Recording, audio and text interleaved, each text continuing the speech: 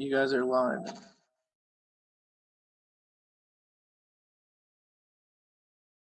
What? Good evening, everyone. I'll call to order the regular meeting of the Chisholm City Council for June 9th, 2021. Margaret, could you take a roll call, please? Councillor Halverson. Present. Councillor Michalaraha. Present. Councillor Fountain. Here. Councillor Lance. Here.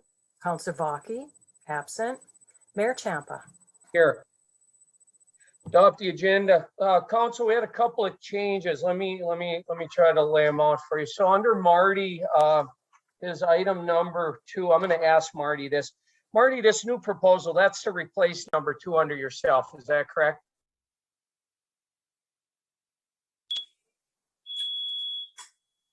Yeah, there was a revised scope for item G2. It was emailed out, I believe, on Monday. Okay, good. Thank you, Marty. And then we have to add an item that was also emailed out to the council. It has to do with the ice arena bonding, and we're going to put that as number 6 under Stephanie. You'll see under myself up on top, we have a redesign of public safety building. We're going to have 5 bugles right after we get done here. They're going to go through their during public participation. We're going to go through the design of the building, the current design that the committee had gone through. We're not going to be ready to take an action on the final design. We're just looking at the changes that are going to be required as far as extra costs for the redesign and things.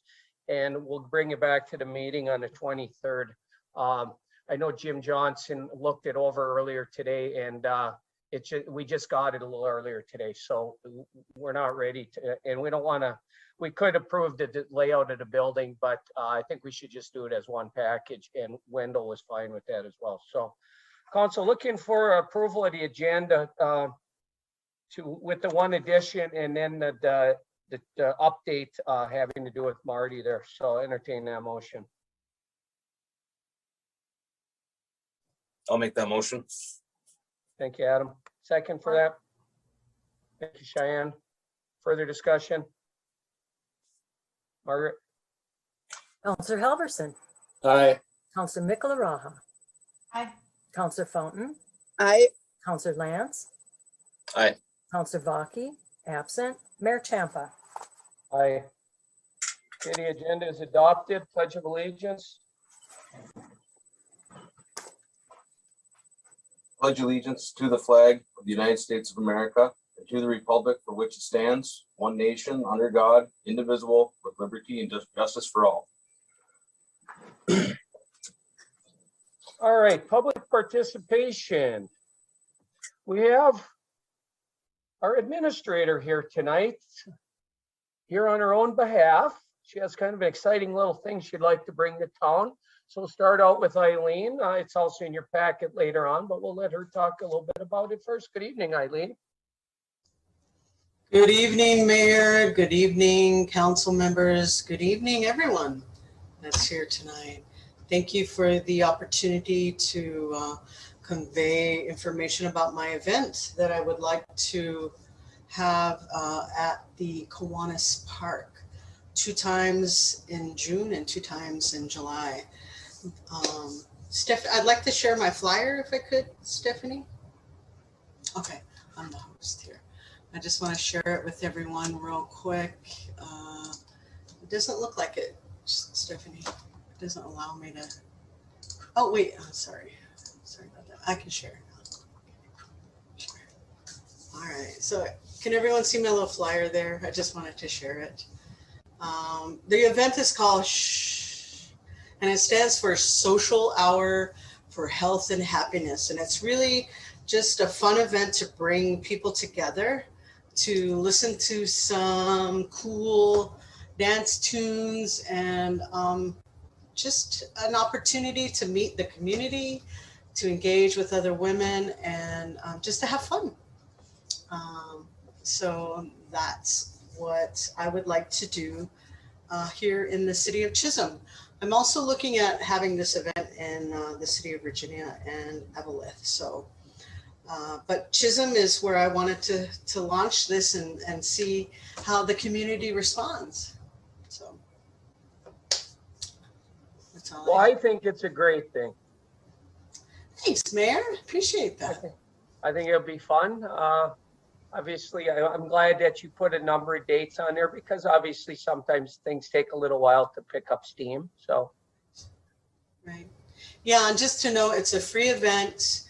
I'm providing all the equipment, we're gonna have a booth that you can take pictures, so you can post it on social media. There'll be a place where women or whoever's there can put their flyers or their business cards so we can exchange them.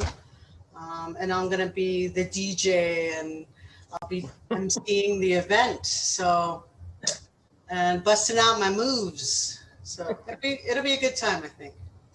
Thank you. thank you, Eileen. Council, anything for Eileen while she's here on there now? It'll be the first item on the agenda. So, thank you, Eileen. All right, we'll move on. We have with us Robert, Laura, and a few other folks from 5 Bugles Wendell talk about pretty much the final floor plan on the public safety building. Your packet contained many, many drawings. So I'll just turn it over to Robert first and I'll let him just run with it. Good evening, folks, all of you. Sure. Thanks, Mayor. Obviously, my name's Robbie Krzyzewski with I'm the Director of Emergency Services for Wendell. I think everyone knows me and everyone kind of knows Laura as well. She's down below, but we do have a few new folks who will be getting involved in the project on the B3 type sustainability goals that the project would have. And maybe Allie, just give a little bit about yourself and what you do for Wendell, and then Dan as well, before we get started here. So. Sure. Hi, everyone. So Allie Edelman, I'm Director of Sustainability and one of the Associate Principals over at Wendell. Primarily, I oversee any of our green initiatives, anything that has the green rating systems, LEED, climate and resilience projects and initiatives, and especially working with municipalities to help them meet some of the criteria as they go through these projects.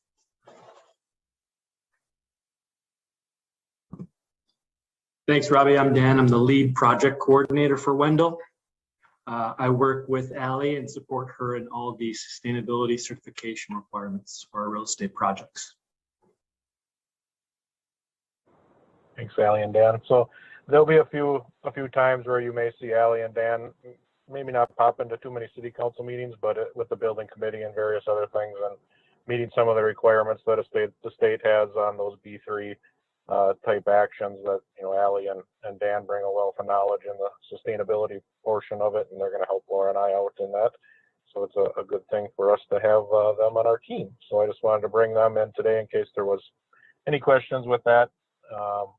As Mayor kind of pointed out, we did get the proposal to Jim, and Jim and I talked about the new fees and the new services that we offer, obviously, to get this on this new plan. But really today in the packets, and Laura's going to kind of take us through a drive here of the revised floor plan, I guess you could say. So, and in the terms of where we are and the design, we've got that ambulance portion of it and the EMS portion of it put into the floor plan now. So I would like to think, we have a good conceptual, almost schematic floor plan.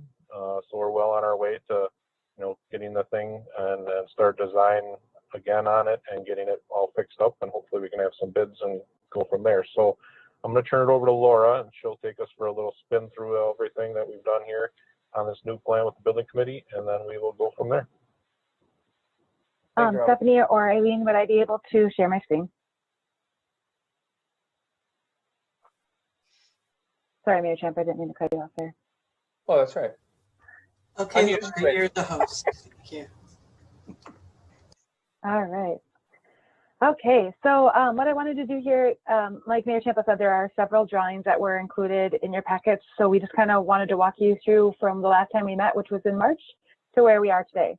So if you recall, in March, what we were looking at, this was the floor plan that had been developed in the prior design phase, where we took it up to the 95% and then kind of put a stop on. So this was getting it to the conceptual phase, that way we could understand where we were going and how we were changing it. So after this plan, when we were tasked to redesign it and cut significant amount of square footage out of it, we went to this plan here, which is the one that we presented to you all in March. From this plan, then we move forward into the next level of design. Obviously, you can see that this is basically this bubble diagrams, just showing really general circulation colors for the different groups that would be using it. So blue is police, red is fire, and the yellow is shared spaces. So from this plan, then we took it further and started adding in doors, windows, walls, actual walls, and different equipment that we know will go in these spaces, just to kind of start understanding what exactly we're working with for this space. In April or May, early May, somewhere in there, we were presenting this floor plan, kind of talking through some details, making some changes, ready to move forward. And then it was determined that you all would be purchasing the ambulance service. So then we were tasked then to add an EMS ambulance service to this plan. So from this plan, we added that EMS service, and we met with the building committee. Oh, sorry, my mouse is very cushy today. So we added the EMS services to this floor plan. So I'm going to walk you through this plan so we can kind of see where we are and understand how the building will function. So just like before, we're going to enter here on what is the west side of the property, since north is on the left side. And so we enter into the vestibule. We have a shared lobby space that would be open to the public if they were to come into this facility, and that's kind of where their space stops. So off of this lobby, we have direct access to one individual toilet room, a reception space for the police side of things, and then an interview room. This interview room can be used for, witnesses, if you have any children, for social services that need to be staged there for a couple hours while we waited for somebody, or a little bit, I shouldn't say hours, but for a period while you waited for someone to come pick them up. If you were doing fingerprints for any sort of municipal job, all of that could be handled in this area. Directly above that, then we have a shared break room that's kind of in the center hub of the facility. And then off of that space, we have the after action room. So this after action room kind of merged between 2 or 3 different spaces in the original plans. We took our watch office, which is where our fire, gather before and after an incident to kind of get information about the incident. They do report writing here. We combine that with the training room, so we can have training in this facility, which is why you're seeing a series of tables and chairs in the facility. And then we also, in the original plan, had another room called the after action room. So now we have this great big room that took all those 3 and put it together. So directly off of there, then we have 2 private offices. One is for the fire chief and one is for the captain's office, which would have space in there for 3 individuals to sit. So coming back to the shared break room, I'm going to go over and do the police side first. So we would come through the door into the open office for the police briefing squad room. So we have some spaces for individual cubicles for people to share workspaces. We have some layout work copy spaces in this area, a captain's office, the administrative assistant office, and the police chief office. We also have a small conference room and then a storage room that will also be used in the future if we need an additional office. It will just be an interior office. So directly off that briefing squad room, we have our Sally port. Again, this is 3 bays wide with 2 bays deep. And we have a space in the back where we'll have some sort of movable or non-movable fencing caged in area to have large evidence storage. So going back off of that briefing squad room, our police staff will then come up through this little area here and into our police locker area. So we have the police locker areas where each individual will have their own locker. These are shown with a locker and a little bench in front. And then they have a series of individual toilet shower rooms, which will then be shared by the fire side, which is why we have doors on either side so we can access them from both sides. Going down the hallway then, from off of the Sally port, we have a stack hallway. We have a booking area with a hard and soft interview rooms, and then a booking toilet, and then our booking area with intoxilizer stations. Also back off of this hallway, we have our evidence intake and evidence processing and evidence storage. This back door then would lead out to an impound lot and additional parking perhaps on the site. We don't have the site fully developed for this yet, but in the previous plan, that's what was intended for. So going back then to the central lobby and break room where we kind of share all the spaces in the core, I'm just going to move up here.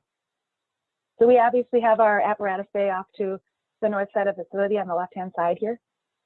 So looking at the entire decon area, the entire decon suite, we have a decon hallway that will lead folks after an incident back into the decon area. So we go down the decon hallway and we get ourselves our PPE cleaned here in the gear laundry space. After the PPE is taken off in the gear laundry space, individuals will come down the decon hallway 134 and use one of these 3 decon showers in order to clean their person. After that, they come into the residential laundry and clean any clothing that they had underneath their PPE to make sure that whatever came on them, got on them at the incident stays here, does not go home to family members. Off of the apparatus space, some other support spaces that we have are gear laundry turnout, an SCBA clean and fill space, and then a workshop. We had originally had an individual workshop that was dedicated, but what we decided to do for this plan is that across the back of the north wall of the apparatus, we would just have workshop space that is just out there instead of being a dedicated room for that function. So the spaces that were added majorly changed since we talked last are the addition of the Ems Storage. So originally what we had proposed doing was 3 full-size apparatus bays with the option of doing 1 additional bay as an alternate bid during the bidding phase. When EMS was brought on board, what we decided to do was to do 2 smaller apparatus bays off the side. This would provide an opportunity to have both of your existing apparatus ambulance have direct access to the outside without having anything stacked in. And when a 3rd ambulance is purchased, it would be stacked behind something, but since these are drive-through spaces, they will be able just to go out toward the west and swing around instead of going to the east like the other direction, or we can have them stacked in and each go out the east. So the other spaces that were added for the EMS are up here in this upper corner. So we added an EMS storage. This is where their supplies will be stored. And then an EMS hallway. So we have some individual lockers for people to store their personal items here. And then into their EMS day room with 3 individual dorm rooms and a report writing room. This day room was then sized so that they can perform training in there if they need to perform training. Hallway 137, as you'll see, so I'm going to zoom back out here real quick. But hallway 137 there, so we have our core with the lobby and the shared break room. We have our decon hall, and then we have this hallway out. So all of that would be for access to this fitness alternate if we were to have the alternate on the day decide to move forward with it. So we are proposing that we would have a small space still dedicated here for the fitness alternate. If individuals from the city were allowed access to that, they would just have key card access to the doors that led them to that pathway and wouldn't be able to get anywhere else in the fire or the police side of the fire, police, or EMS portions of the facility. They would also have access to 1 or 2 of the decon showers, and we will work through that during the keying. Also, since I'm speaking of keying with these will be keys that individuals from the fire or from the EMS or from the public side for the community members that are using the fitness center, they will not have access through the doors into the police lockers that will have some sort of a keyed system in order to only allow police individuals into that space. So that is our overall plan where we sit to date. One of the other things that had changed, I guess, since the original design back in March was that we are adding a mezzanine space. So that's what this plan over here off to the side is showing. So this mezzanine space uses our training tower, which we were already having in the space, and goes over top of the central core of decon area. And that will be where we house all of our mechanical systems, and then also have mezzanine and storage space in that space.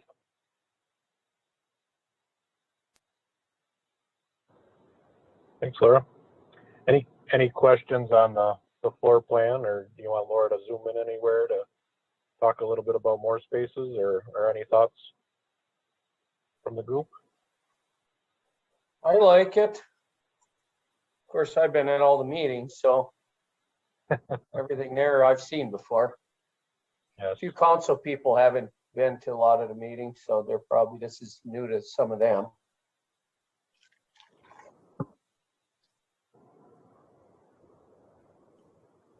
So council, we wanted to just bring this plan forward. Like you said, at the next meeting, we'll have final design numbers, hopefully final estimates that B whatever is interesting. Robert and I discussed that earlier today. But they're going to do their best job, and at the 23rd, we'll get a final approval on everything and get it ready to bid. figure out how we're gonna buy it. Thank you all very much. I think it looks great. Thank you. I think it's I a do have very, one more. Oh, go ahead, Mayor. I was gonna say, to me, it's a much more workable building than when I first got involved with the project. I think it makes more sense. The space is really being utilized well, all of it, I think. Yeah, I would agree. A lot less, when you look at the shared spaces, I think the shared spaces are working really nice. So, a lot less toilet facilities and various other things happening and sharing those bathrooms between the two entities. I think it's a real nice plan. It turned out really well. Council, if there's nothing else, we'll move on with our reports. Biggest thing that I have, it is Laura's birthday today, so I just want to thank her for taking the time out today to come to the council meeting. Thanks, Robbie. Well, happy birthday, Laura. Thank you. All right. So thank all of you, and we'll put her on the next agenda, and we'll invite you to it. How's that? All right. Thank you, Mayor. All right. Have a good That night, sounds all of great. you. Thanks, Mayor. Take Yeah. care. Bye, y'all.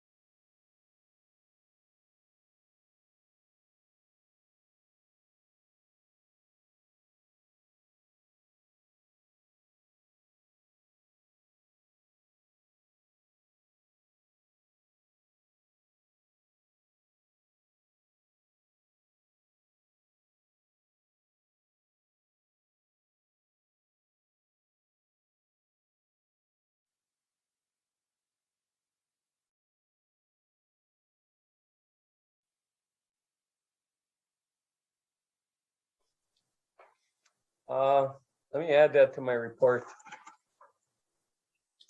Seems like we could start again. He's back now. Hey, Steve, Mayor Champa, sorry about that. Can we go live again? Are we still live?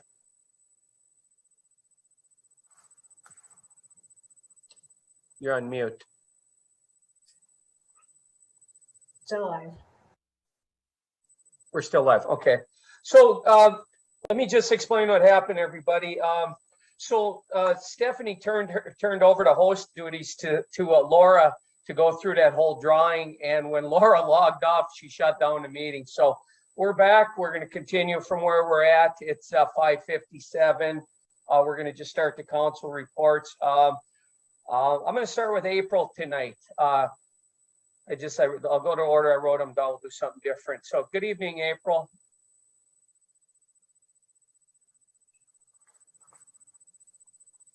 She muted or is she not on? She's not on yet. Yeah, I don't even see her on, Mayor. She was, All right, she let's was skip outside. over. Let's go on to Cheyenne. Good evening, Cheyenne. Good evening. No formal report tonight. Thank you, Cheyenne. Adam, report tonight. Oh, I have no report. Thank you. Marty, report tonight. Just a brief report. I attended the rec board meeting, working session last week regarding our contracts that were kind of expired there. And spent quite a bit of time this weekend out at Redhead, and that's how I got that revised scope developed. That's all. Thank you, Marty. Just for my report, Marty, I'm going to answer your question.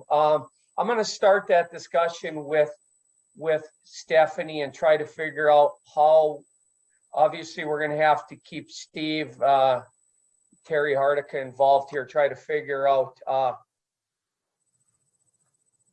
how we can do this. I don't know where we have enough room, if we have public participation and stuff, or a big group of public participation. So we got to give a little thought to it, because we are still, I believe we're still under governor's orders. He hasn't lifted them yet. So there's spacing requirements that we have to make sure we fulfill. So, but that's one of the top items on the list now that we got City Hall open to do that. So as far as report, Rams, you guys heard about Rams, both Steve Georgie and, oh God, I can't think of her name, but Lois. They both retired, or they'll be retiring shortly. The search has been on for a new director of Rams, and then I think they were going to have the director replace Lois, and Lois was going to stay around until then. There are 4 candidates, and there is a special meeting on Monday to interview those candidates, and the board is going to be there. So I was invited to actually interview the candidates. Couple of good candidates. I don't have their names in front of them, so I'm not going to mention them, because I know a couple of them, but I don't have all 4 of them in front of me. What else? See if there's anything else. I think that's about it for now. Oh, one other item. Last week, Stephanie asked me if I was going to do what some of the councils have done in the past, where they've taken a couple of meetings off during the summer months. And those of you that know me, I don't miss too many meetings. And my initial answer was, no, the town pays me to do 24 meetings a year, and we're going to just do them. And then I gave a little bit more thought to it. Our staff is basically really been going up and above, trying to do their job during this COVID period for literally the last 18 months. So at the staff meeting on yesterday, I did tell Stephanie that I'd like to talk to her about possibly bringing to the next council meeting, taking one of the July meetings off or one of the August meetings off, and just give everybody a little bit of a breather.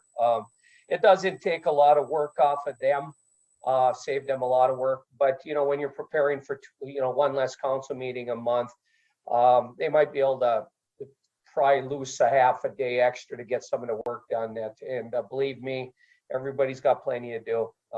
I heard it all yesterday. So lots going on in town right now. So that'll be coming to you next meeting, and with my recommendation that I think we should look at doing that. We have April back now, so I'll move on to April for a report. Good evening, April. Good evening, Mr. Mayor, and excuse my absence. I lost Wi-Fi, my Wi-Fi network, so very sorry about that. April, let me tell you what actually happened. We lost everybody. Laura was in control of the meeting because Stephanie made her the host so she could show us all the drawings. Well, when she logged off, she lost us all. The whole meeting ended.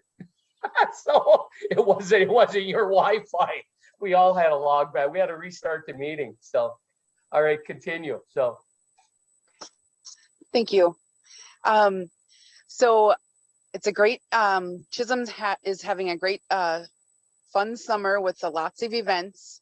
As you guys know, it's in the packet. You guys approved it, the garbage can street art contest, June 1st through August 31st.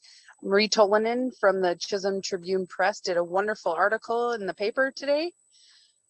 So you guys can check that out. And also the Chisholm Chamber of Commerce, I'll also put it in their weekly flyer.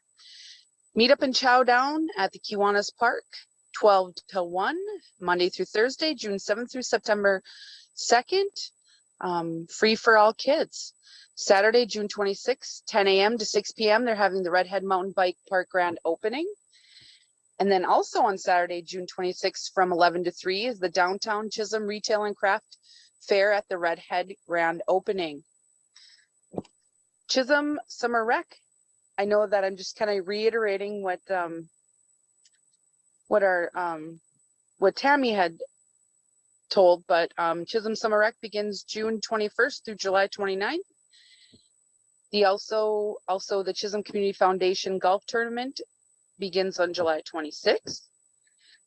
And the Chisholm Public School Community Meeting on Monday, June 21st from 5:30 to 7 at the Vaughn Cafeteria, and a light meal will be served. So, thank you. Yeah, that thing at the Vaughn, that was kind of interesting to receive that letter. Yes, I got that for my business, and I see we got one at home too. So that's a interesting little concept. You're inviting everybody to talk about things. So neat. Council, anything on, you want to comment on anything that was said by anybody before we move on? All right, thank you, April. All right, so we'll move on to Mandy, building official. Good evening, Mandy. Report tonight. Good evening, Mayor and Council members. No report tonight. Thank you, Mandy. Council, anything for Mandy? EDA Stephanie, report tonight. Good evening, Mayor. No report on the EDA side. Okay. Council, anything for Stephanie that burn and ask? City Engineer Jim, report tonight. Just a real short one. The tentative schedule is for our utility contractor to move back onto our 3rd Street project beginning this Monday. So hopefully we can get that project reinitiated and underway. That's all I have. Be happy to answer any questions you might have. Jim, we're all good with that easement through that property, or it's going the right direction then? Yes. Yep. Brian got that negotiated, and we've got the signatures. So we've had that for probably 3 or 4 weeks now. So we're good to go. Thank you, Jim. Council, any questions on that? Public Works, Larry, report tonight. Hi, everyone. Thanks. Just a small report. We're supporting, well, let's start with the casual laborers. All 10 of our casuals started this week, and we have a lot of work to do. And so we welcome them so much. They help us a great deal. We have a real green crew this year. So things are starting off a little slower than usual. And spring came extra early, which everyone's aware of. We've been mowing lawn for almost 4 weeks now. So that's something we usually don't do in public works, and we wait for casual labor. So we're glad to have them. And with them, we're supporting some of the cleanup projects like Katie's at the library there with the shredded, and some cleaning at City Hall and things like that. And then, since we're talking about hiring, our new janitor, Terry Charter, was able to start today. Larry Pervenanzi has some time off. Our current buildings and grounds person has some time off coming up, vacation, and she was able to come in right away, thanks to Margaret and Christy and everyone else that got Terry on right away. So she started today. We'll get her trained in, and she's already been cleaning City Hall all day. So that was nice. If you see the back, my back screen here, Public Works received this new used bucket truck, which you supported. Thank you very much for that. Very nice to see the smiles on these guys' face when we get them the right tools for the job. So we're excited about that. And the auction items are going very well, I understand, on due bid. And they have a showing date all set up and a pickup date and all that. So we will update you when that gets closer. That's the big stuff going on right now. It's really, really time consuming with getting Terry up to speed and all of our casuals and getting all the lawnmowers going and stuff like that. We've been very busy. So. Council questions for Larry? Larry, I got a kind of a comment or a question. You know, a lot of people are asking about those lights in the lake, and I know they didn't do exactly what we had hoped. However, you gave a really good answer when we talked about it the other day about how, some of these geese are kind of local. They probably don't go real far. They might fly to the Twin Cities. They got back. There was still ice on the lake. They started nesting. Over time, this is just going to become an undesirable place for them to stay. And over time, we think they actually, over the next few years, we just think we're going to just see less and less and less geese. And it looks like there's less and less geese anyway. I would, yeah. There's a couple of families, but it just seems like they're not that happy in Chisholm right now. So is that your thoughts too? It is, man. It really is. If you see them out and about and you see them in these yards, there's pressure on them and they're really not happy. And that's the point. And then what I really, really want people to take, and I know Councilor Lance and some other people did the research, is it's not going to totally solve the problem where you have these geese, they go to a river, or they go to these other places in the wintertime where they can actually survive and get water around here, and then they come back, right? But these aren't the migratory birds. We don't think they're the migratory birds. These are the tame birds, the ones that are around that are really not going anywhere. And, there's only one really true way to get rid of these geese. So, but I really do feel that this was not a waste of money. I feel that it is actually working, that you're not going to get these home geese away from here with that. You are making them comfortable somewhat, but really, it's the migratory birds that come back. And I think those are the mean ones. I haven't got any. Last year, I had complaints of strollers being chased down the roads with moms and kids being harassed by these. I haven't gotten any of that yet, because I think these tame birds are also used to the people, and I think they're less aggressive. I really do. And I'm no expert, trust me, but I do see a difference, and I hope year to year they do get better. I think I'm not losing the hope yet, and I truly believe there is less geese. What, do they have anything for pigeons? I'm staying on. I'm going to leave that one to Vern. That's been on Vern's plate for a while. I'm going to leave that one to Vern. All right, thank you, Larry. I like yourself. It's too early to see. It's going to take a couple of years, I believe, to see what they're really. Yeah. And we had truly a bad year to get these out too. When the ice finally did get out and we got organized to get these out, then it rained for 2 weeks and it was 40 degrees and sleeting, and so a little bit better on this next year as well. And I think I think it's totally. I'm anxious to see how it goes too. So perfect. All right, Larry, thank you, Larry. Don, go ahead. Larry, could you forward me the data sheet or the information on those? I have a friend that was very interested in getting this at their lake place. So absolutely. Can you forward that to me? Thank you. Yeah, absolutely. All right. Thank you, Larry. All right, we'll move on. Fire Chief Chris, good evening. Report tonight. Yeah, I just have a couple of things, Mayor. Good evening. to the council and you also. Let's see, fire calls for the year. We were at 58 calls so far for the year. Last year, this time we we're at 76, so we are down on the call load, which is a good thing. We submitted our DNR 50/50 grant last month, so we'll wait to hear back on that. Hopefully we get something. The maintenance side, Ariel developed a small water leak. Guys are looking into it. It looks like it might be the tank on the truck. I'm hoping not, but we're gonna investigate that a little more here before we find somebody to come look at it. Training, our summer training schedule has started, in fact, tonight. So we'll be training every Wednesday now through August. Everybody's pretty happy about that. Get back in the swing of things. And just a safety tip, there's been several fires around the state from people cooking outside with barbecues. So please don't leave your barbecue unattended. It's just like cooking inside. Keep it away from your house. Don't barbecue in your garage. And turn off the propane when you are done for the night. That is all I have, Mayor. Thank you, Chris. Council, any questions for the fire chief? You know, Chris, not related so much to your department, but I should have said it during my report. My God, we lost a few emergency people up here. Ambulance personnel over in Grand Rapids went a couple of days ago. That DNR officer, just terrible. They have a dangerous job every day, and you know, to lose them in car accidents, that's even worse. You know, so Yep, terrible, absolutely. terrible. Absolutely, Mayor. And we, just so you guys know, you know, we do our safety briefings at our meetings, and we stress driving our own rigs and our personal rigs, you know, our personal cars to the hall and to fire calls all the time. We never want an accident. Thank you. All right, we'll move on. Library. Katie, good evening. Report tonight. Yeah, good evening, everyone. Just a quick report from the library. We've really hit the ground running in the last 3 weeks. We're finally open to the public and things are going really well. It feels really good to be open and seeing people's faces. Our first story time was today down in Kiwanis Park. We had 27 kids and 7 adults.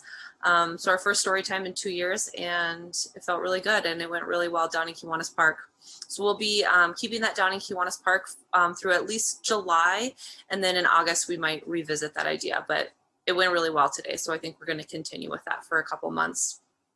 The summer reading program also started on Monday, and we so far have 53 kids signed up in 2 days. So we've got a lot of momentum moving forward with that. Other than that, I just received word today from the Minnesota Department of Education that they intend to allocate a portion of the American Rescue Plan Act funds to our regional library system. So I think that's going to open up a few options for some additional grants and some possible funds for the library. I think that's it. It's all good news. All good. Mr. Mayor, can I ask Katie a question? Yep, go ahead. Katie, will you let all the folks know what our theme this year is? Oh, for the summer reading program? Yes. Yes, it's Reading Colors Your Worlds. Nice. A fun theme, and it kind of fits in with our garbage theme, doesn't it, April? Yeah. So, absolutely. Yes. Thank you, April. Katie, one more time. When are you going to do the reading in the park again? Wednesday? What time? Every Wednesday? What time? 10 a.m. 10 a.m. Okay. Yep. And so we have a schedule at the library, and once a month we're going to be doing passive programming also in Troll Park, kind of like a hula hoop course or obstacle courses or scavenger hunts. So more of like passive idea programming. So we'll have that on top of the story times on Wednesdays. I got a question about Troll Park. Sure. Didn't we discuss repainting that at one time back about a year ago? Yeah, we did. And the Downtown Revitalization Committee applied for a grant through the U of M, and unfortunately we did not get that grant. Okay. All right. So yeah, I mean, we're definitely looking into that. We just have to look at some more funding for next year, hopefully. Okay. Thank you. Yep. Council, anything for Katie other than? All right, we will move on. Police chief, report tonight, Vern? No, sir. Nothing. Everything's going beautiful in your little world over there. Smooth over everything. All right. We'll move on. Anything for the chief, council? Rec Director Tammy, good evening. Report tonight. Good evening. Just a short report. Things are in full swing. We have 3 different bocce ball leagues, volleyball league has started, baseball league, softball leagues. So our Memorial Complex is a busy place. We're getting ready for rec. We'll be doing training next week. At the next council meeting, I will be bringing a resolution and contract to the city for the new pier with the DNR. They're looking at installation sometime in July. Thank you, Tammy. Council questions for Tammy? All right, we'll move along. City Attorney, report tonight, Brian? No formal report, Mayor, but I am happy to answer any questions the council may have. Council, anything for our attorney?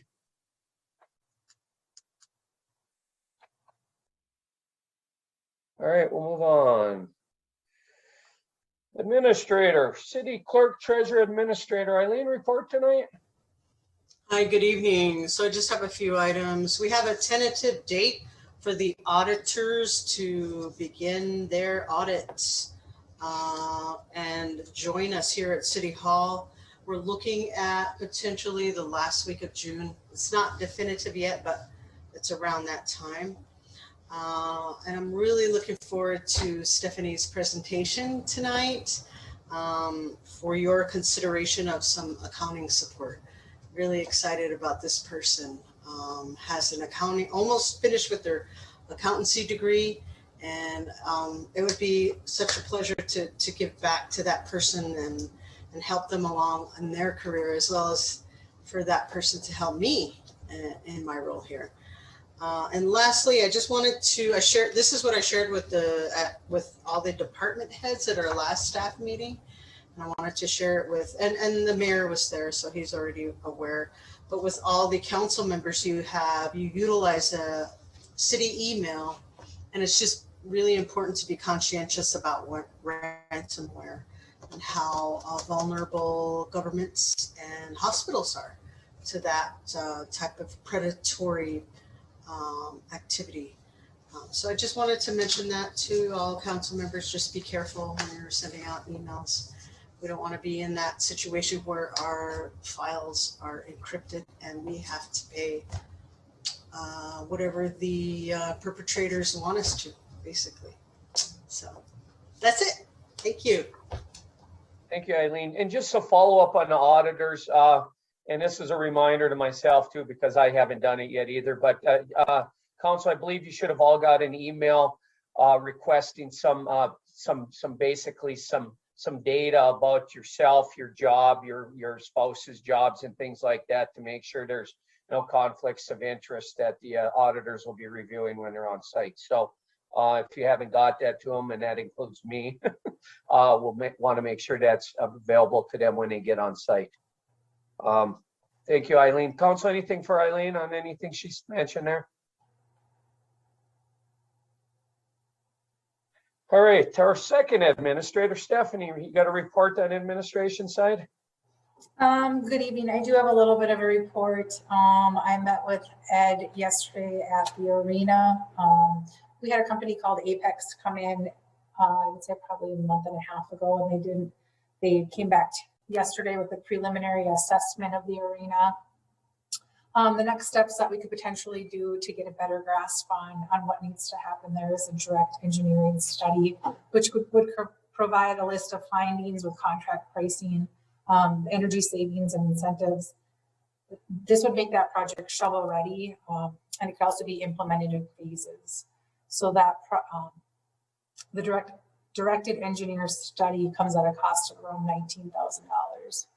So something just to think about moving forward on what we want to do with the arena. I also spoke with an HR consultant today, just to potentially give some assistance to myself and Eileen with some things related to HR. She will be sending a proposal, and hopefully we can bring that back to council. One other thing, Bill Maddie's email, we're working on phasing that out, so you will not be forwarded anything from that anymore. If you are interested in signing up for any of that information, you could sign up on your own and let's send it directly to you.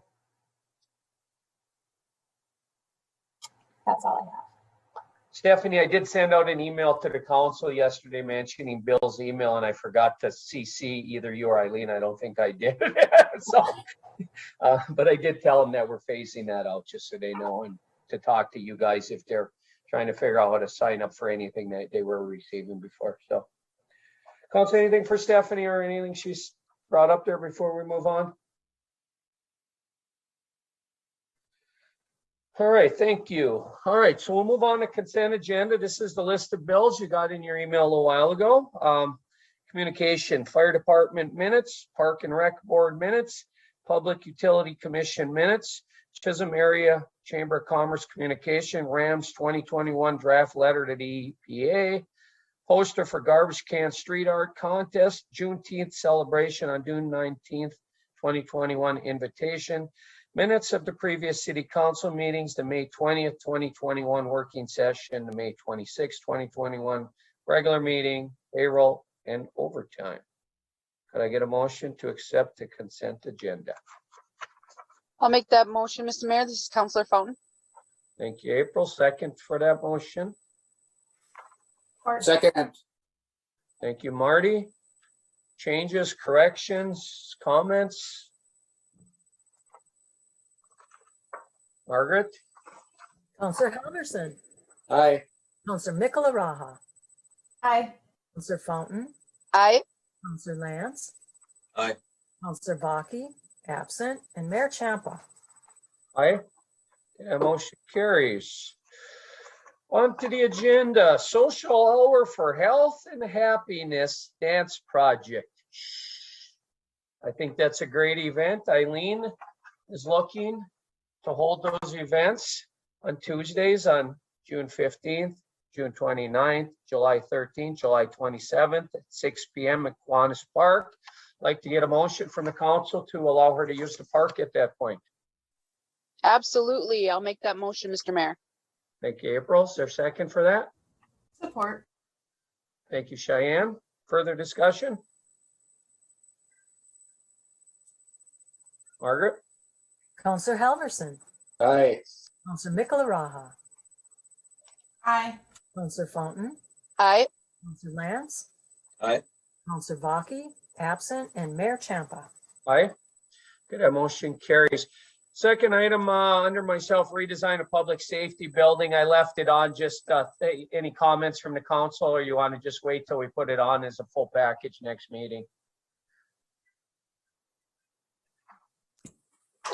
Mr. Mayor, before we proceed, I'd like to see the proposed funding package for this project.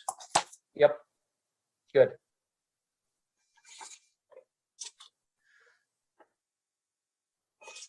So we'll bring that back to the next meeting with some ideas on how we're going to try to fund it too, because we'll have a better idea on what the whole thing's going to cost us. So, all right, let's move on. Stephanie, request for proposals for Sencha St. Louis County building. Thank you, Mayor.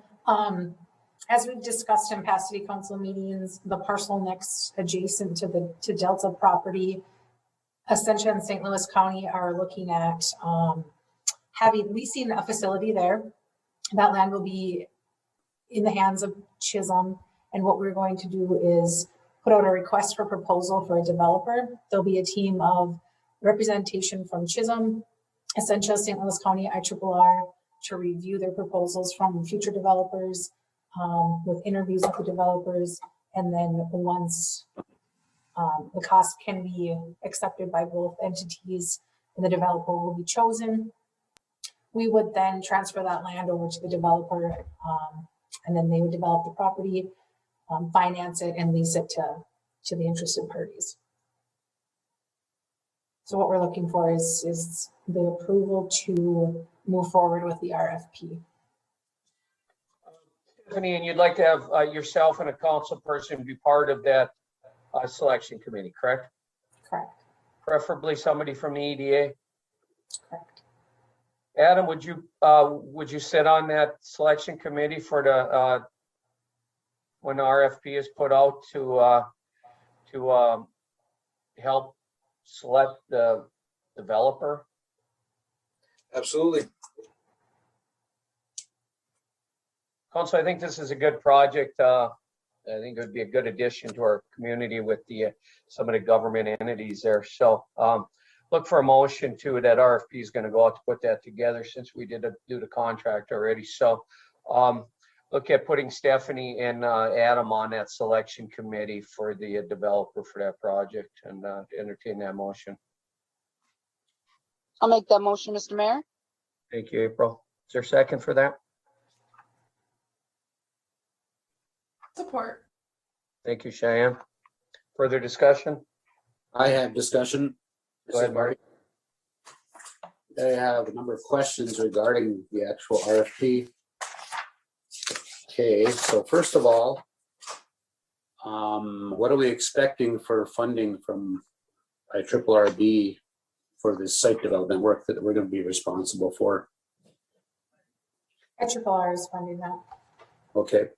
Are they funding the utilities? Utilities are not addressed in this RFP. For the infrastructure, Marty?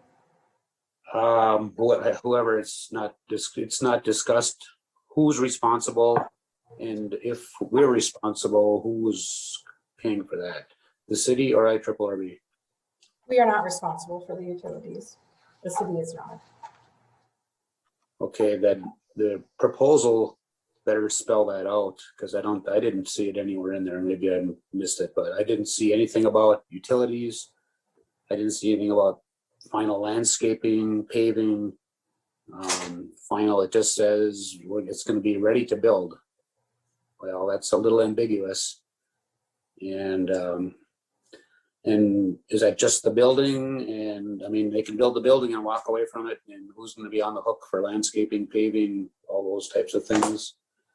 And as long as IRRB is willing to cover that, I don't have a problem with it, but it's not clear in this proposal. I couldn't find it in any way. Maybe it's there. If you could point me to it, that would be nice. If it's not there, then I think there needs to be some homework done before it goes out, or there's going to be uncertainties regarding scope. And I guess if we're not paying for any of that stuff, I guess they might forget being a budget, because I didn't know if this was a budgeted item for the city's portion.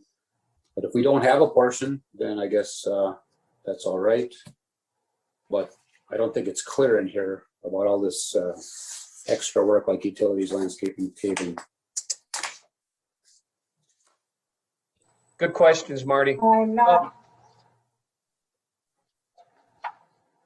Stephanie, you want to try to clarify some of that over the next couple of days for Marty? But like you said, it's our understanding that it's paid for by others, Marty. So everything, but I think it would be pertinent to make sure it's clarified that. So yeah, so the developer does do the full project, obviously everything. So, or Iron Range Resources. So very good questions. Yeah, as long as we're not going to get on the hook for something here that's unclear or not covered, and that's my concern. Okay. Sure. So just to clarify, Marty, just add the language of landscaping, paving, and utilities. Yes, I think that would be what we would need to complete this. And then I guess it'd be great to get information on the funding package from IRRB and some assurances that they are actually going to support this without any cost to the city.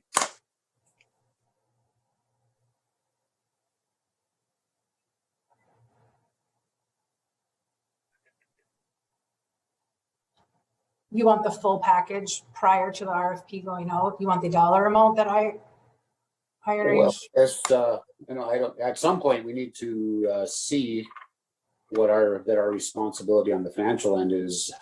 Nothing or zero or very small or $1 like we did on the sale.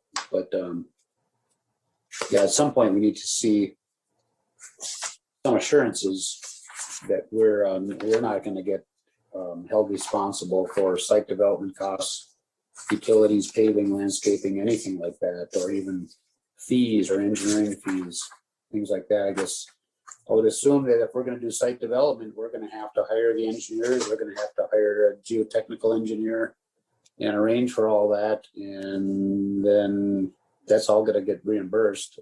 Marty, we have funding from Minnesota Power and IRRR, and the city has invested $5,000 for site development,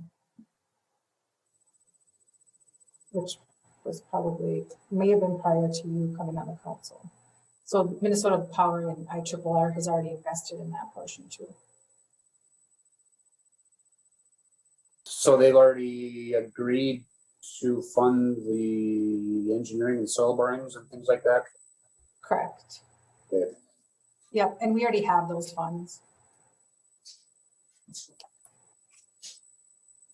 I think our involvement in this project really is the middleman for the land, wasn't it? More than anything. I mean, it's basically it's a third party everything in this.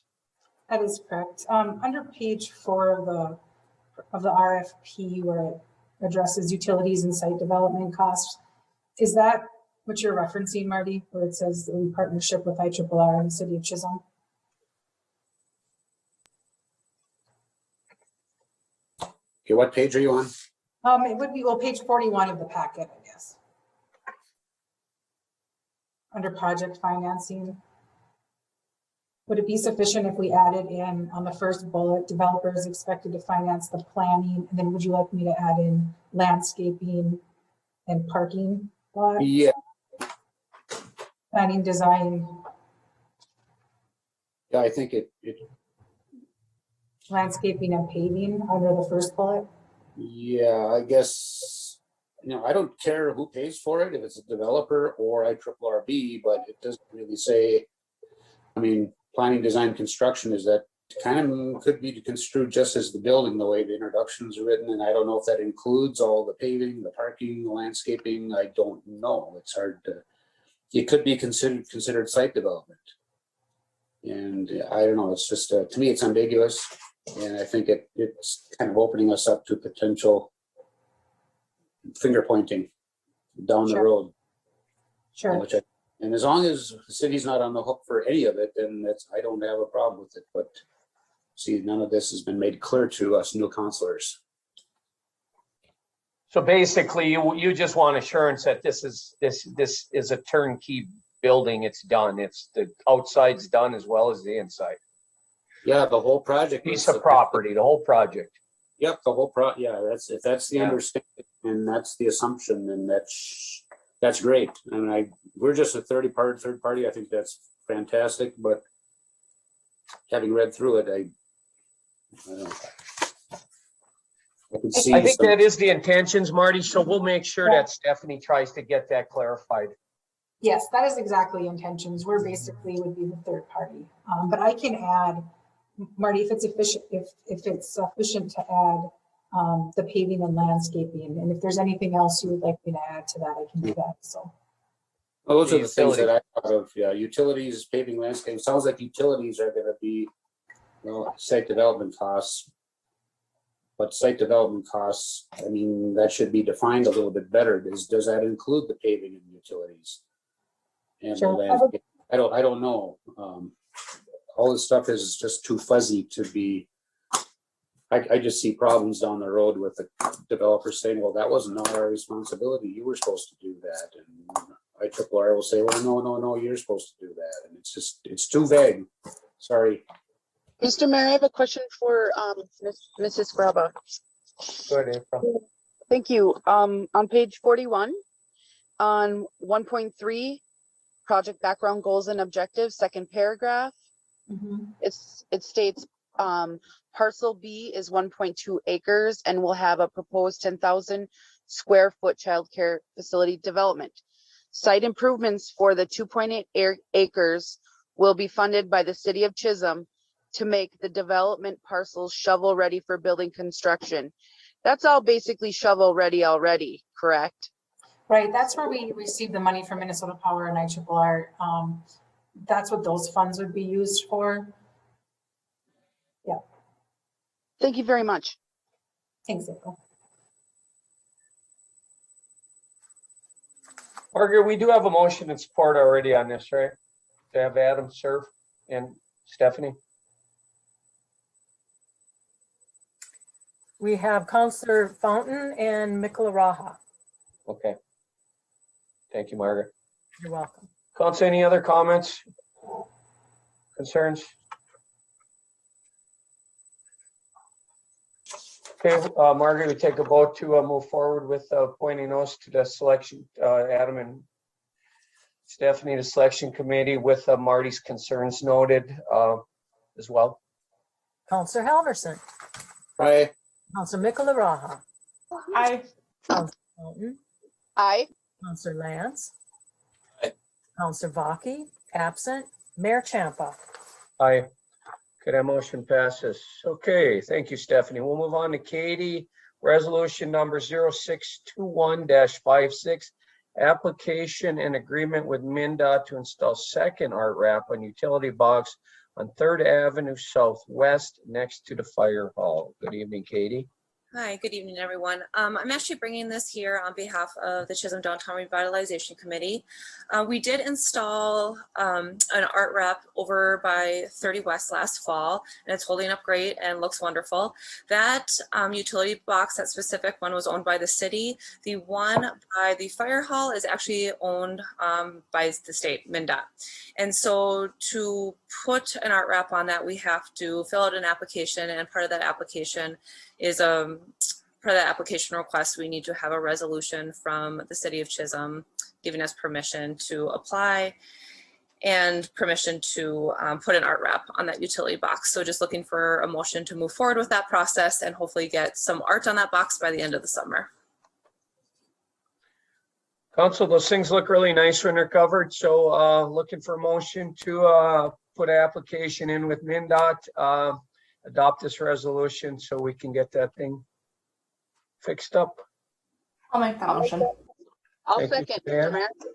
Thank you, April. Nice wrap on there too on page 52 if you haven't looked at it. Further discussion, Council? And Mr. Mayor, Yep, go ahead, Marty. my only concern would be is, well, sometimes those utility boxes don't stay there forever. Hopefully they stay with the 5 to 10 years that this time frame is for, but just be aware that it could fail next week and need to be replaced, or a week after we put it in. And so just a comment that those things don't always, it's already been there 20 years, who knows how much longer it'll be there, but hope it stays a long time. Thank you. Council, anything else before we take a vote? Margaret? Counselor Halverson.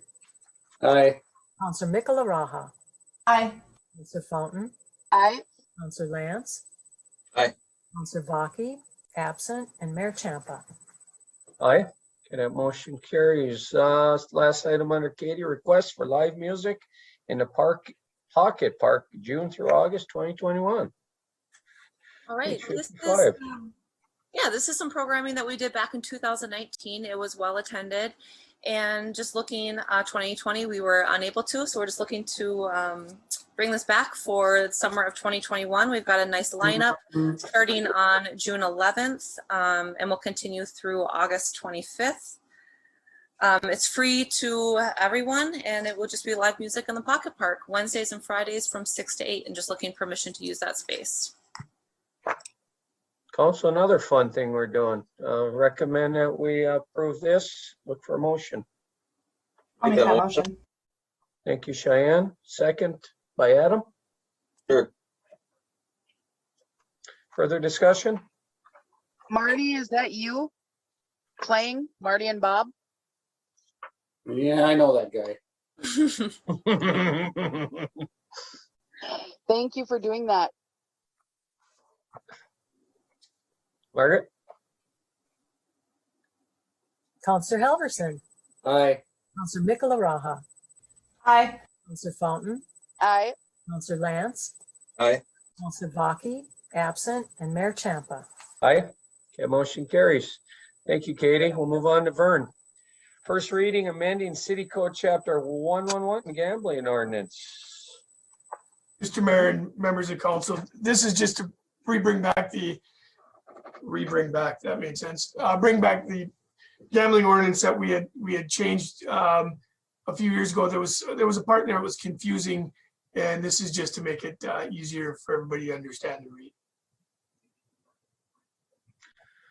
What do we need to do? Just accept this as a first reading? Yep, I believe so. Brian, just That's correct, Mayor. The city just needs to acknowledge a first reading and make it available to the public by including it in the agenda packets.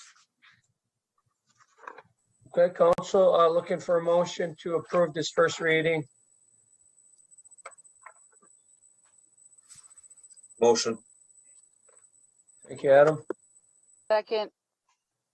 Thank you, April. Further discussion? Mr. Mayor, Go ahead, Marty. Go ahead, Brian, Marty. could you just summarize the changes, please? I think, looks like it's just section 14. Could you just put it in a nutshell, what's different? Absolutely, Mayor, if I may. Yep. Councilor Halverson, you're exactly right. What we did was dropped section 14 and renumbered the balance to make it work. And what was contained in that chapter 14 or that section 14 that was dropped was a 3% tax that was supposed to defray the cost of the investigations that occur. And it was really duplicative of the $100 license fee that we collect. And so as a technical matter, those collections overlapped, and eliminating the 3% will make everything run a lot smoother, and it'll be a lot more clear as far as how we get reimbursed or cover our costs of the investigation that the chief and his officers do with regard to those applications. Okay, thank you. Council, anything else on that? Okay, we do have a motion and support to accept this as a first reading. If there's no further discussion, let's Margaret take a vote. Counselor Halverson. Aye. Counselor Mickleraha. Aye. Counselor Fountain. Aye. Counselor Lance. Aye. Counselor Baki, absent. Mayor Champa. Aye. Okay, that motion carries. Thank you, Vern. We'll move on to Tammy. Resolution 0621-57, accept donations from Travis Vaki for Purgle backstop. Yes, Tammy? Travis has provided the shade screen that's going to go on the fencing for that improvement to that backstop, and just looking for support on this resolution. Council, looking for a motion to adopt resolution 0621-57, value of $125 from Travis Vaki, and obviously thank Travis for that donation. I'll make that motion, Mr. Mayor. Thank you, Travis. I'll support. Thank you, Travis. Thank you, Adam. Further discussion? Margaret? Counselor Halverson. Aye. Counselor Mickleraha. Aye. Counselor Fountain. Aye. Counselor Lance. Aye. Counselor Baki, absent. And Mayor Champa. Aye. Okay, that motion carries. Tammy's last item, request from Ian Collins to use the Purgle baseball field for a family event. Page 72. Tammy? Yes. He made a request. I brought it to the Parks and Rec Board. They approved the request, pending council approval, of course. I did speak with the young man, and this is in lieu of a bachelorette and bachelor party, because bride and groom didn't want something like that. And we don't really have to do anything for the event. And I'm just seeking approval. I'll make a motion to approve that. Thank you, Adam. Is there a second for that? Second, and congratulations, Eric. Thank you, April. Brian, any concerns? Attorney Lindsay, excuse me. Thank you, Mayor. No real concerns. I mean, it's softball fields. It's one of those inherent risk activities, and I think just by engaging, people assume the risk. Potentially, we may have them sign a waiver on behalf of the whole group if the council would like to see that step, I think we've got a waiver that could be pretty easily put in place.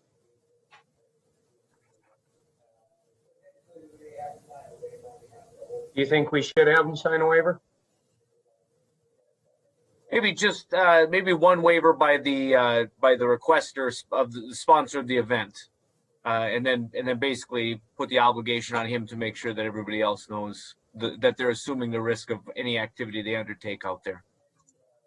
If we don't have a waiver, you'll find us one. I will. I'll pass one along right away. Thank you.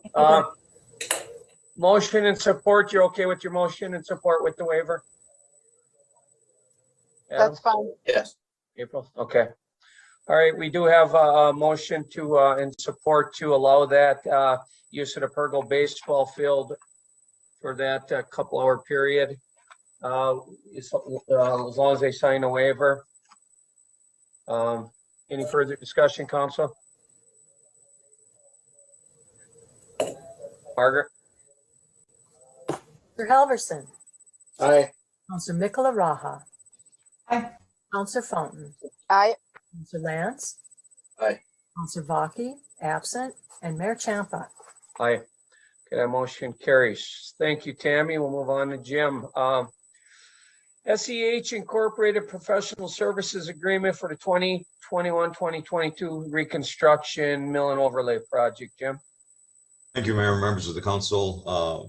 With our proposed mill and overlay project of something in the neighborhood of 40 blocks of resurfacing and so forth, because we adopted in our assessment policy this year that we are going to assess at a rate of $10 per front foot to the abutting and benefiting properties. We do have to follow the Chapter 429 assessment process through the state statutes. And with this, we have to go through, prepare a feasibility study, prepare plans and specs, hold the public hearing before we can approve those plans and specs. And this is the professional services agreement with SEH to provide those services during this project up to and through the bidding process, and that the project proceeds. We'll come back at a later date for the construction services portion of this contract. With the attached agreement or proposal, you see the services listed under each of those phases: the feasibility, the plans and specs, and the bidding process, with the total cost not on an hourly, to be billed on an hourly basis with a maximum cost not to exceed $46,500. With that, I would be happy to answer any questions that you would have, but I would recommend approval of it. Council questions? If not, I would look for a motion to approve that contract so we can get that process started. Make that motion. Thank you, Adam. Second for that. Support. Thank you, Cheyenne. Council, further discussion or questions for Jim?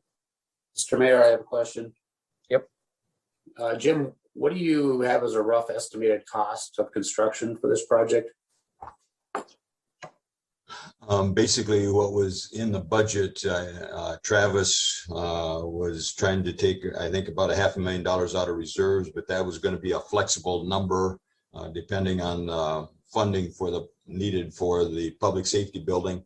And then there was another $130,000 in there for mill and overlays on 5 blocks behind a half block each side of Lake Street through the central business district. So at this point, Marty, it's kind of a floating target, but that was the original intent, was about 40 blocks.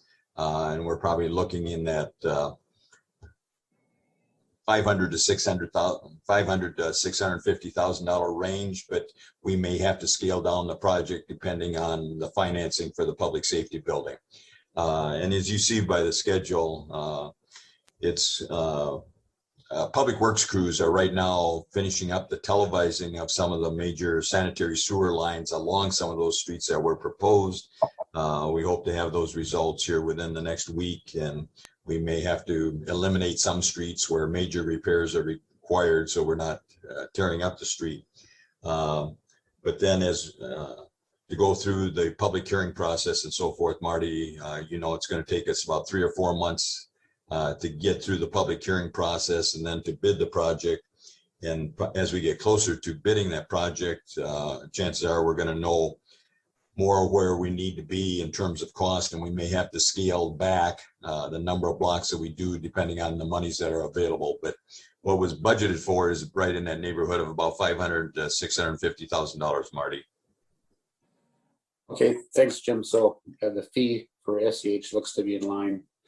My other question was, do we really want to bid this in the fall and then sit on it all winter and then I'll let them start in the spring? Or can we just bid it, say, in February or March, when contractors have a better idea what their spring pricing is going to be? Larry and I have discussed that, and we've seemed to have good luck. We actually did last year on our 3rd Street Northwest project. Because of COVID, we couldn't bid that until, I believe it was into July or August, Marty. So my thought was that to go ahead, once we can get plans and specs ready, get authorization, go ahead and bid the project, but kind of leave it open such that if contractors have some time and space at the end of the year, which they typically don't with bituminous pavement, they could start on it this fall. But if they wanted to wait till next year to do the whole thing, that would be fine. I'm looking at probably just setting a completion date, let's say August 1 of 2022.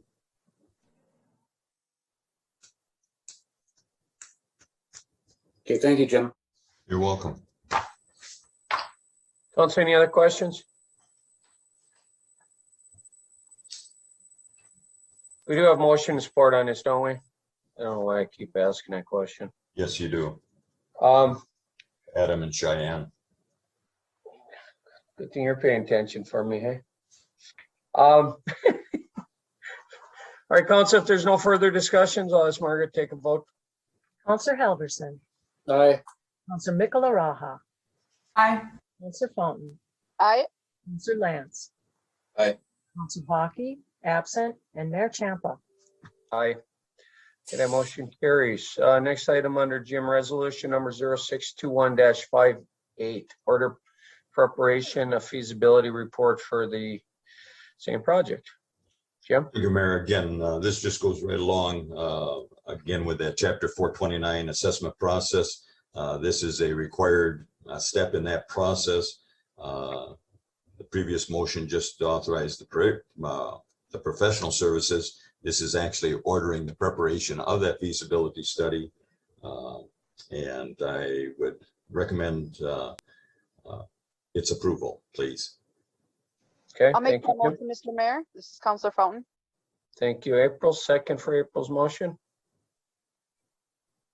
Support. Thank you, Adam. Further discussion, Council? Margaret? Counselor Helverson. Aye. Counselor Michelaraha. Aye. Counselor Fountain. Aye. Counselor Lance. Aye. Counselor Hockey, absent, and Mayor Champa. Aye.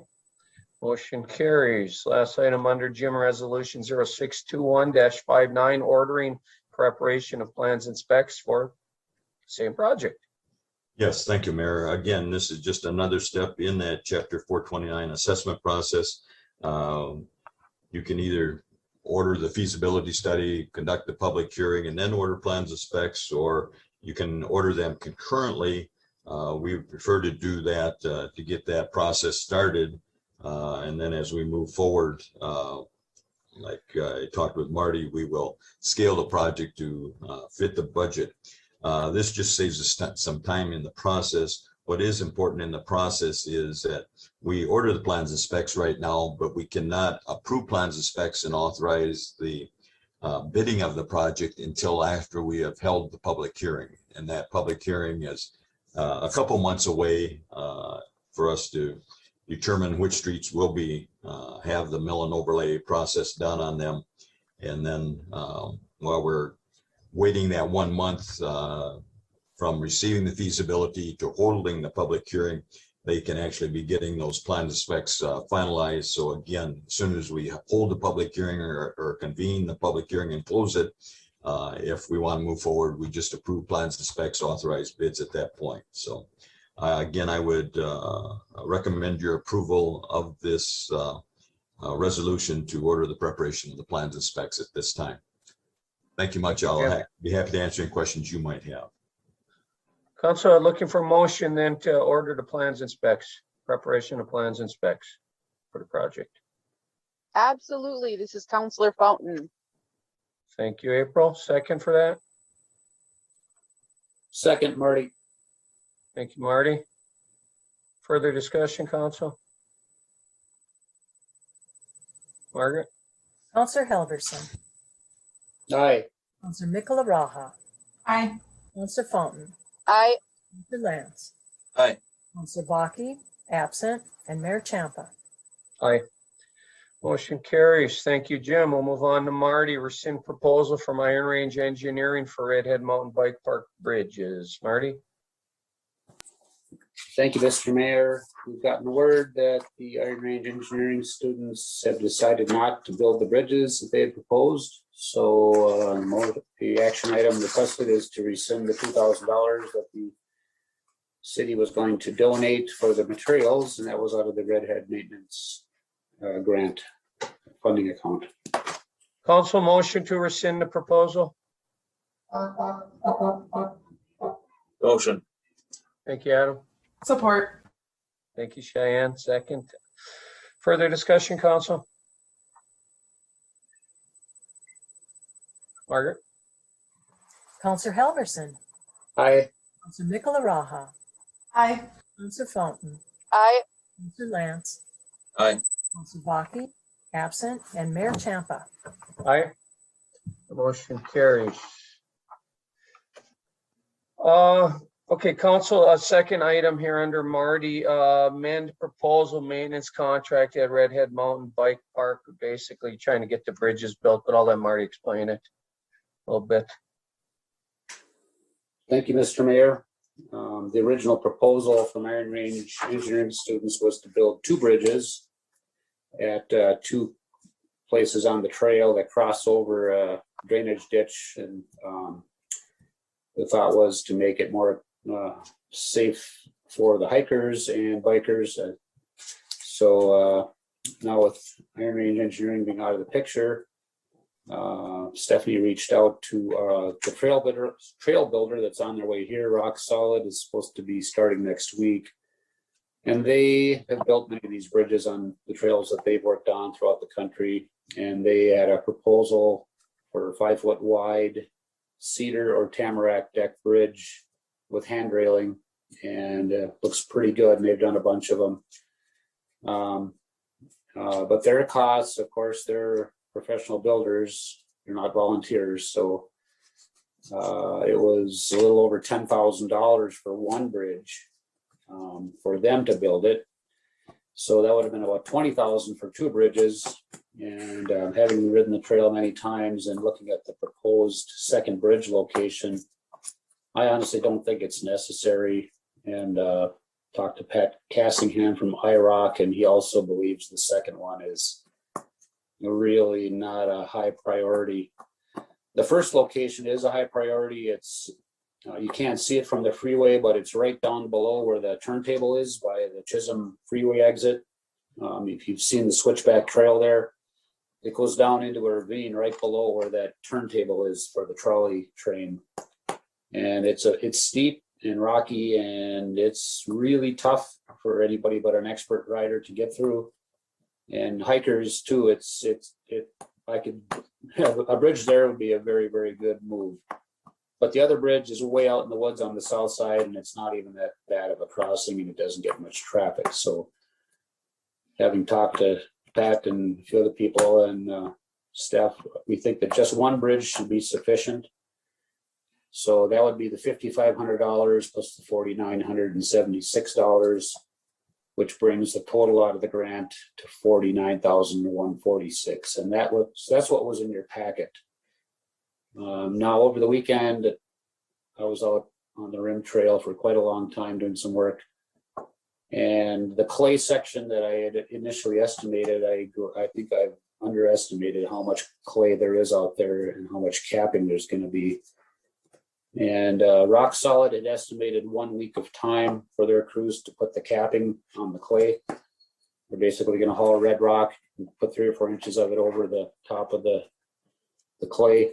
And I think it's going to probably take them twice as long. I could be wrong, but I would rather get approval ahead of time to allow that extra work rather than having to come back later or have them stop work and wait for approval, which sometimes we might miss our opportunity. So we should have received an email for an additional 40 hours of crew time out there. And I believe it was somewhere around $12,000.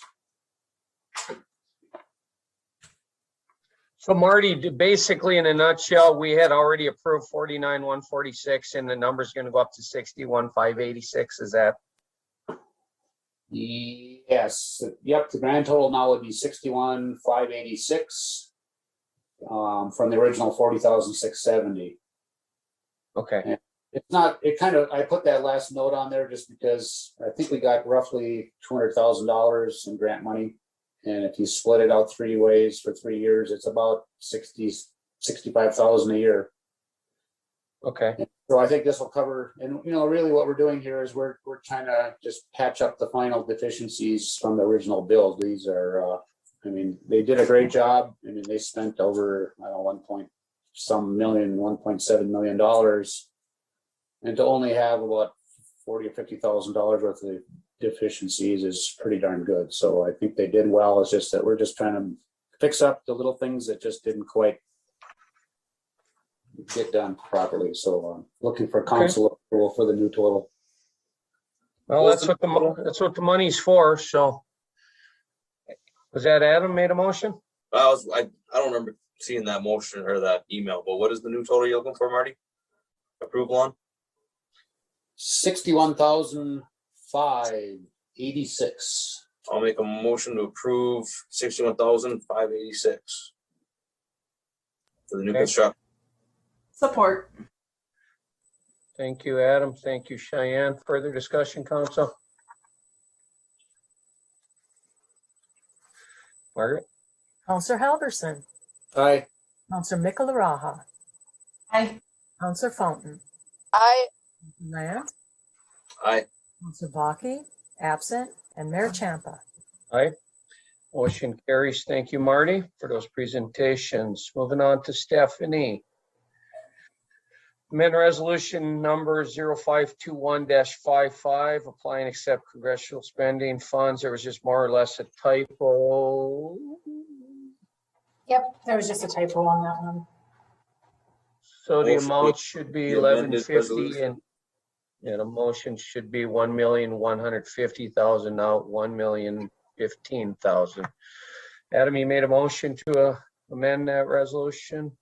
Yes, sir. Thank you. Second for that motion. Support, Marty. Thank you, Marty. Council, further discussion? Margaret? Counselor Halverson. Aye. Counselor Mikularaha. Counselor Fountain. Aye. Counselor Lance. Aye. Counselor Baki, absent, and Mayor Champa. Aye. Motion carries. Resolution number 0621-60, accept the Coronavirus Local Fiscal Recovery Fund established under the American Rescue Plan Act. Page 86. Stephanie? Thank you, Mayor. Yes, this is a resolution to accept the funds that we are anticipating under the American Rescue Plan in the amount of $509,145. That number is not, we don't know for sure if that is the number, but it's the best estimate that we can get the information provided. Well, this one's an easy motion to make. Council, could we make a motion to accept the funds? I'll make that motion. Woo! Thank you, April. Second for that?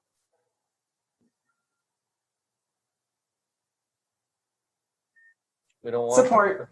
We don't want the 5. Thank you, Cheyenne. Further discussion? Margaret? Counselor Halverson. Aye. Counselor Mikularaha. Aye. Counselor Fountain. Aye. Counselor Lance, Aye. Counselor Baki, absent, and Mayor Champa. Aye, that motion carries. Next item is the exciting news Eileen spoke of earlier. Appoint casual labor as temporary accounting intern at City Hall. Stephanie? Yes, we're very excited about this. We have an intern that's interested to, like Eileen said, he's finishing up his senior year and is looking for an internship in accounting. And we have a dire need for that currently. So Eileen, do you have anything to add? Sure, thank you. Yeah, you know, it's really important as a student finishing your degree in accountancy to get that experience with an accountant when you first go out into the world and pursue your career. And it's a wonderful opportunity, like I had expressed earlier, to give back, you know, because somebody did that for me. I want to do it for them. And it's funny because I have a stack of things for him to do. And so he's already behind. He's not even hired. So. Eileen, can you touch on the amount and hours? That Yes. So we'd like to propose approximately 20 hours a week and up to 60 shifts for the year. Is that correct, Stephanie? Just to make sure. And we'd like to offer this person $15 an hour.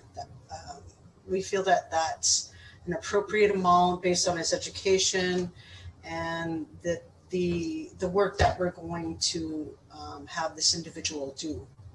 So, anything else you want me to touch on, Stephanie? Thank you. Yeah. Also questions for our administrators?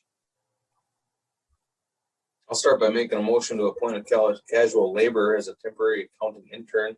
The city of Chisholm, 20 hours per week, 60 shifts, $15 per hour. Thank you, Adam. Is there a second for that? Support, Marty. Thank you, Marty. Also, discussion on the item? I think it's a great idea and I agree with the wage. You know, someone's gonna be doing a lot of valuable work for us. No, it's good thinking. Thank you. I hope it works out for you too.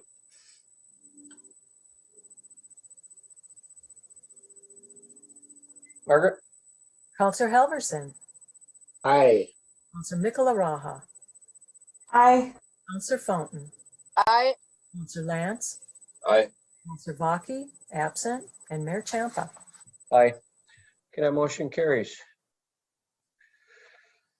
Memorandum of Agreement from ASME, LELS, MAPE, R. Andrea, M. Gornick, contracts for post-retirement healthcare savings plans. Stephanie, I'll let you kind of just explain this whole thing, Council. I'm up to speed on it, but they may not be. Sure. In the contracts, there was an either or option for sick leave bonus. And we can't have the either or, which would be either paid out or put into a health savings account. So we had negotiated with the unions on what their preference was. And in your packet, there's MOUs that they would appreciate a payout of that sick leave bonus. We just had to choose one or the other. Hey, Council, just to follow up, we actually received a letter that said, yes, you will be doing this, by the way, from the retirement people, right? Is that what it was? So had to be done, and the unions all decided what side they're going to jump on for us. So what are we looking for? A motion to accept the memorandum of agreements from our unions and our confidential secretaries. I'll make that motion, Mr. Mayor. Thank you, April. Second for that. Support. Thank you, Cheyenne. Further discussion? Margaret? Counselor Helverson, Aye. Mikola Raha, Aye. Counselor Fountain, Aye. Counselor Lance, Aye. Counselor Baki, absent, and Mayor Champa. Aye. Motion carries. Next item, cancel Everbridge notification system contract. I'll let Stephanie explain it, but for the most part, nobody's really using it other than Larry. So he has a different way to do things. So Steph, you want to add to that? Sure. Like the mayor said, we discussed it a couple times in department head meetings and nobody's really using the Everbridge system. It's a cost of $1,298.50. We had very minimal residents sign up for the system, so we'd recommend canceling it. Council, it sounds like it's money wasted, so look for a motion to cancel that contract. I'll make a motion. Thank you, Second. Marty. Thank you, April. Further discussion? Margaret? Counselor Helverson, Aye. Counselor Nicola Raha, Aye. Counselor Fountain, Aye. Counselor Lance, Aye. Counselor Baki, absent, and Mayor Champa. Aye. Okay, that motion carries.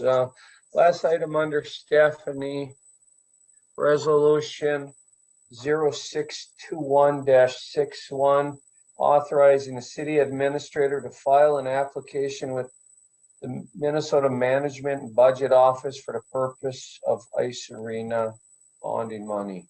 Stephanie? Yes, this is a resolution to submit a request for bonding dollars for 2022 for the ice arena and curling club for their ice rink in the amount of $2,618,200. Council motion to adopt resolution 0621-61. Make the motion, Mr. Mayor. Marty. Thank you, Marty. Second for that.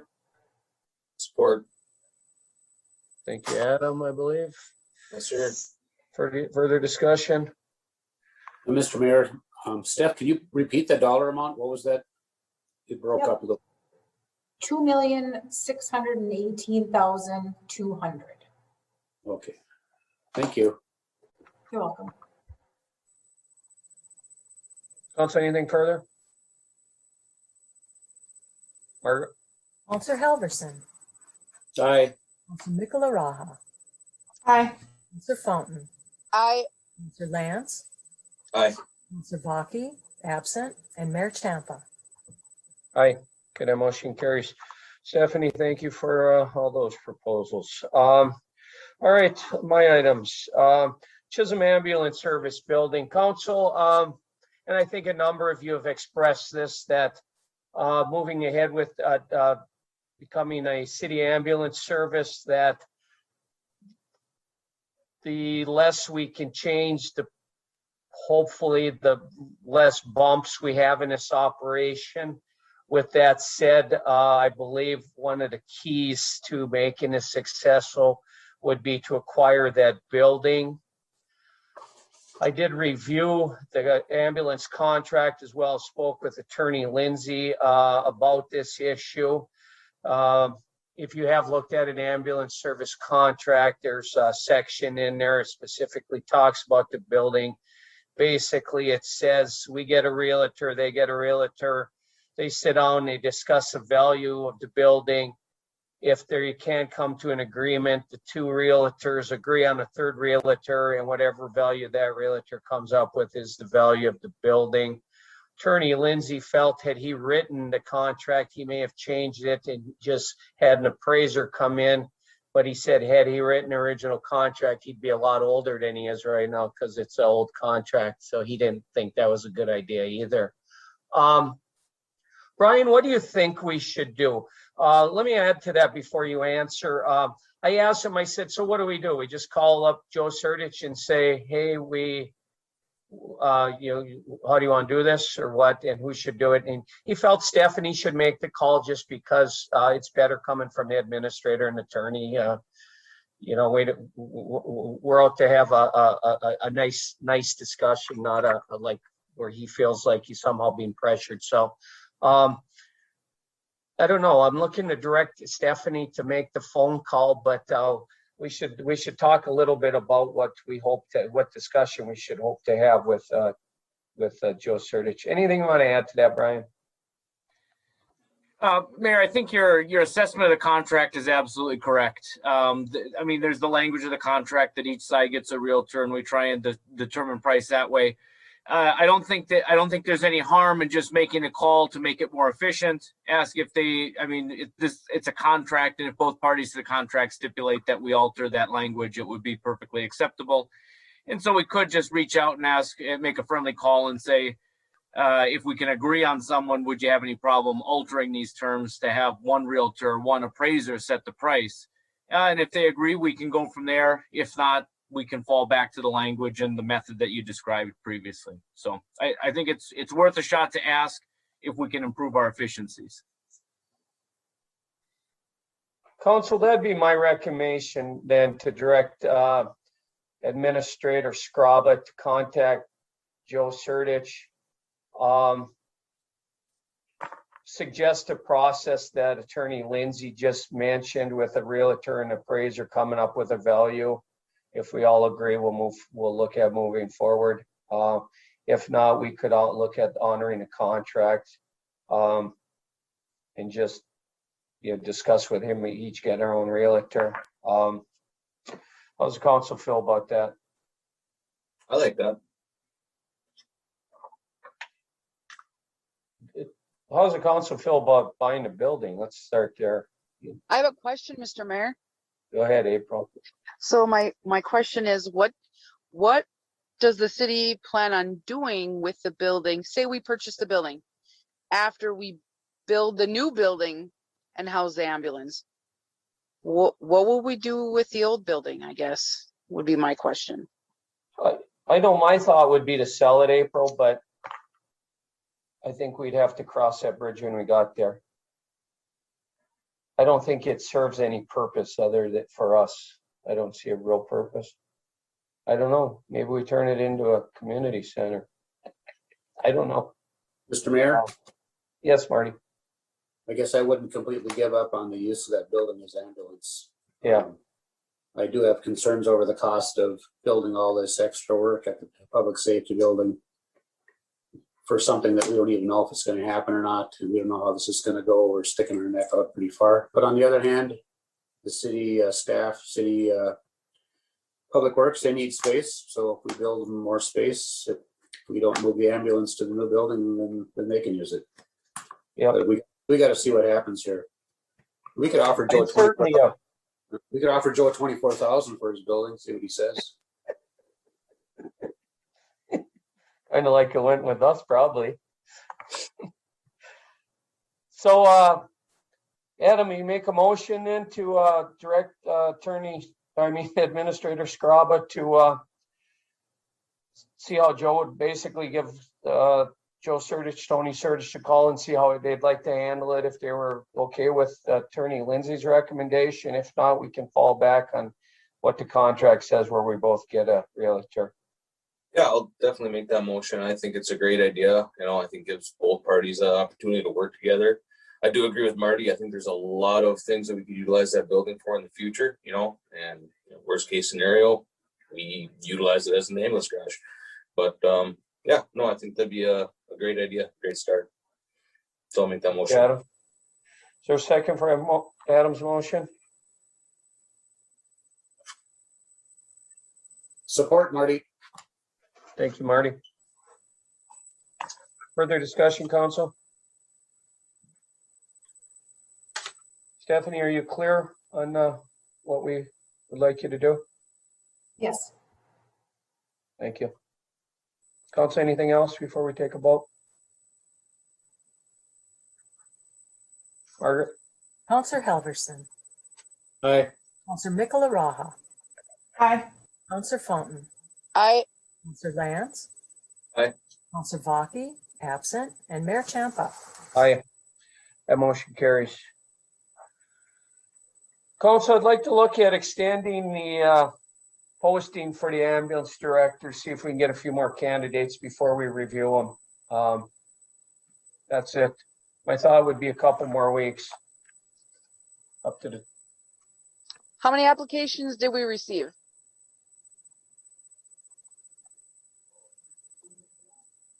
Give me 1 second. I got lost here. I got something on my screen that's in the way.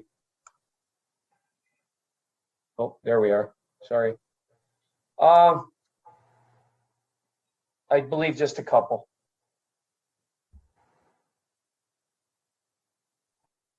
Brian, do you have any concerns in doing this? Is there any concerns here to start with?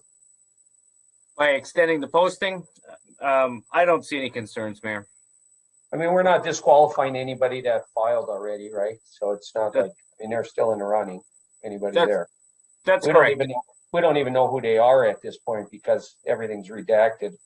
Actually, I think Margaret still has control of them, so it doesn't, they haven't even been released to anybody yet. So, you know, like I said, I just like to have a few more people to look at. I think if we open up, maybe we'll get a few more. That's all. Thought would be to extend it 2 more weeks and then let the committee do what they do. If not, to extend the posting to June 25th. thank you, Adam. Is there a second for that? Support, Marty. Thank you, Marty. Council, further discussion? No, I think it was a very good idea to jump on that ahead of time, just in case, you know, it's a long time before we have in our council meeting, you know, 2 weeks, and then it'll be 4th of July. So it's a good idea to get on this now. The 25th gives us, you know, all the way until the 8th or 9th to conduct interviews. So of July. So I think by the first council meeting in July, we should have some kind of report. Perfect. Council, any other discussion on that before we take a vote?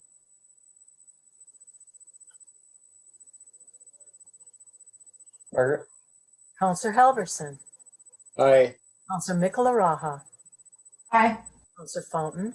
Aye. Counselor Lance. Aye. Counselor Baki, absent. And Mayor Champa. Aye.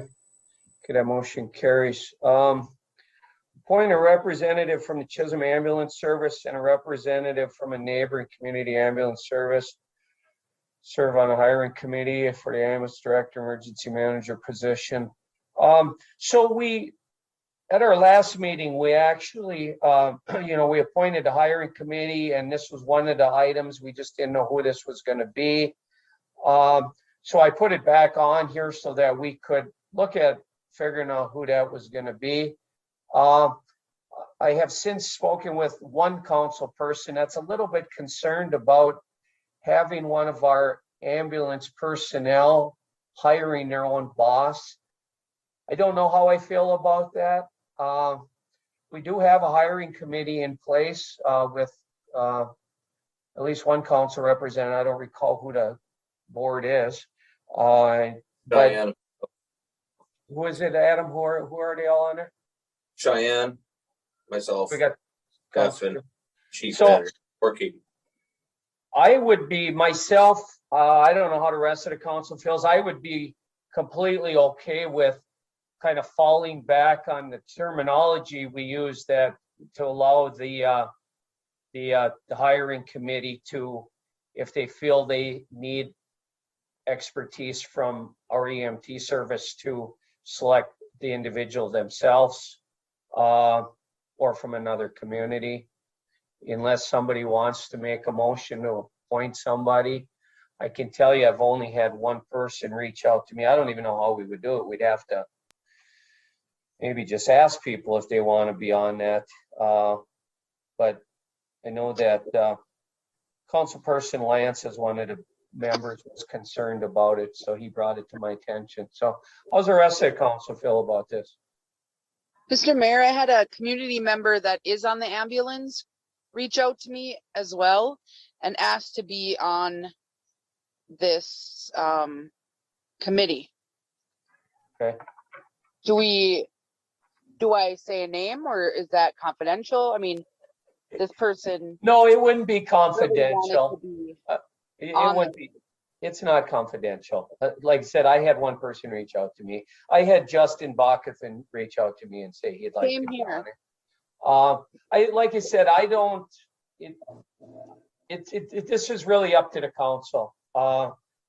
It's up to the council. If you want to let the board decide, oh my God, there's a little baby deer running right by my building, a little baby. It's about 2 feet tall.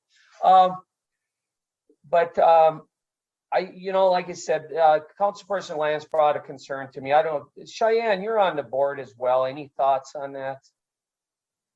Maybe on Adam's concern? I don't know. This is one of those situations that I could argue both sides. I can see the point where potentially this person would be involved in hiring their own supervisor, and that I don't know. Maybe we should ask Attorney Lindsay what he thinks, because like I said, I can argue both sides. Right, you got any input? If I may, real quick, I mean, just to talk to Councilor Fulton, Shan Raha, Nico Raha, sorry, Marty, John. I talked to Justin also, and I told my concerns. I never once thought, no matter what position it is, that an employee should hire their boss or be on that committee. I wouldn't fight this either way. I talked to Justin. I know that Justin has the utmost respect for the service in the community. And I know you do a great job, but I just don't think it's appropriate. My opinion. I wouldn't vote against it if you guys push it forward. But I just think that we do have a hiring committee, and then we should go with the committee. Mr. Mayor, Marty, go ahead. we've had situations like this before. I can name some situations where people on committees were dealing with potential future bosses, so I'm not concerned about that.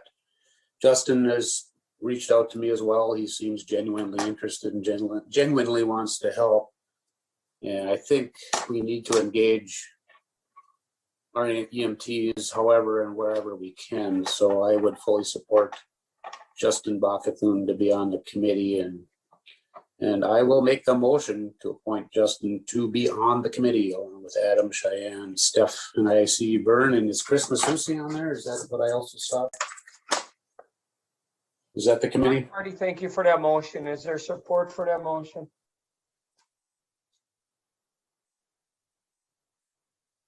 Support. Thank you, April. Before we move on and take a vote on it, thoughts on this there's another part to this with other neighboring community ambulance service, other people. To me, that one's a kind of an easy one to let the committee decide if they want to bring somebody in to help, if somebody wants to help from another community. Can we leave that there and let them make that decision? We don't know. We don't have anybody that's reached out anyway, so.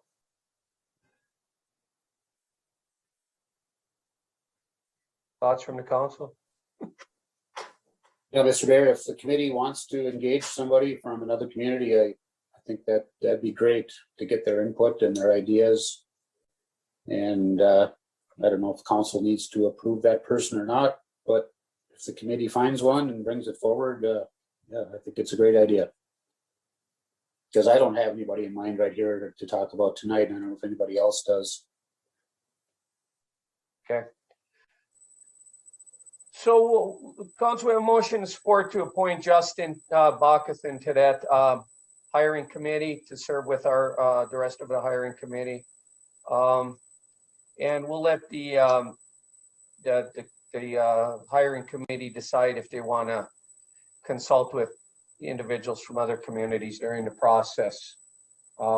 That's okay with everybody. I'll and no further discussion. We'll look to Margaret to take a vote.